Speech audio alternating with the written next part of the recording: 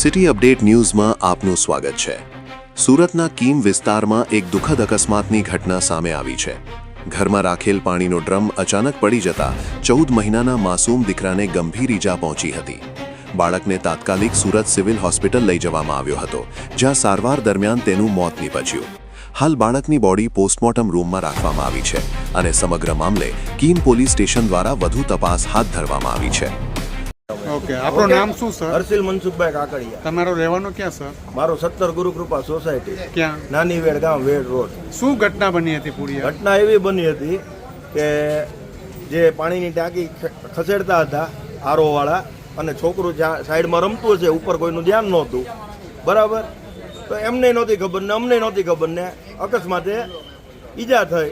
Hospital જ લઈ ગયા અમે। કઈ હોસ્પિટલ પહેલા લઈ ગયા હતા? Diamond hospital? નહીં, તો સાયણમાં। સાયન ડાયમંડ હતો ને? પણ નહીં, ત્યાંથી પછી ડાયમંડમાં રેફરન્સ કર્યા, ડાયમંડમાં રહેતા। બરાબર? એની ઉંમર કેટલા બસ, વર્ષ? હવે વધારે મારે કાંઈ નથી કહેવું। કેમ નહીં બોલવાનું? બધું તમે જાણી લેજો ને। એ તો જાણી લે, પણ તમે તો બોલો। તમે થાવ કોણ એના? તમે શેઠ છો શું છે એ તો વાત કરો સર। શેઠ નથી, તો કોણ છો તમે? એટલો તો સુપરવાઇઝર છું ખાતાનો। ખાતાનો સુપરવાઇઝર। કેટલા ટાઈમથી તમારા સાથે ખાતું નવું બને છે।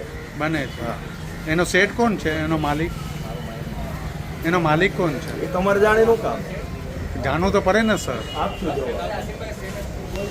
આ છે city update news. Sufiyan Mulla, જોડાયેલા રહો, કારણ કે હવે શહેર નહીં સમગ્ર દેશ કહેશે।